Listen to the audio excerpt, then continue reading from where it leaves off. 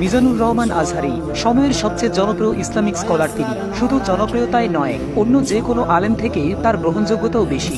তরুণ প্রজন্মের কাছে মিজানুর রহমান আজহারী আস্থা এবং ভরসার আরেক নাম। তার মাহফিল মানেই লোকের লোকারণ্য। তার সুললিত কণ্ঠ এবং সময়োপযোগী আলোচনা অনেকের হেদায়েতের পথকে সহজ করে দিয়েছে। মানুষকে হেদায়েতের বাণী শোনাতে গিয়ে অনেক ঝড়ঝঞ্ঝা বয়ে গেছে তার উপর দিয়ে। একটা সময় নিজ মাতৃভূমিও ছাড়তে হয়েছে, তবে কখনোই বিচলিত হননি তিনি। যেখানেই থেকেছেন মানুষকে পরামর্শ দিয়ে গেছেন। মিজানুর রহমান আজহারী একাধারে সুবক্তা, আলোচক, গবেষক এবং লেখক। তিনি 1990 সালের 26 জানুয়ারি ঢাকার ডেমরায় জন্মগ্রহণ করেন। তবে তার পৈতৃক নিবাস কুমিল্লা জেলার মুরাদনগরের পরমতলা গ্রামে। তার বাবা একজন মাদ্রাসা শিক্ষক।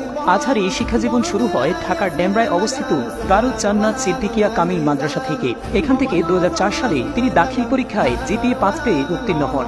এরপর 2006 সালে আলির পরীক্ষাতেও তিনি গোল্ডেন জিপিএ 5 অর্জন করেন। তিনি 2007 সালে ইসলামিক ফাউন্ডেশন আয়োজিত মিশর সরকারের শিক্ষাবৃত্তি পরীক্ষায় অংশ নিয়েছিলেন। এখানে তার জন্য দারুণ এক সুযোগ তৈরি হয়। এই পরীক্ষায় প্রথম স্থান অধিকার করে তিনি আল আজহার বিশ্ববিদ্যালয়ে আন্ডার গ্রাজুয়েট করার জন্য মিশরে যান।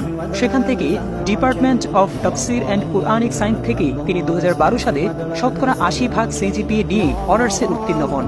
আল আজহার বিশ্ববিদ্যালয়ে পড়ার কারণেই তার নামের পাশে আজহারী উপাধি যুক্ত হয়েছে। মিশরে 5 বছর শিক্ষাজীবন অতিবাহিত করার পর 2013 সালে তিনি মালয়েশিয়ায় যান। সেখানে গার্ডেন অব নলেজ খ্যাত ইন্টারন্যাশনাল ইসলামিক ইউনিভার্সিটি থেকে পোস্ট গ্রাজুয়েশন সম্পন্ন করেন।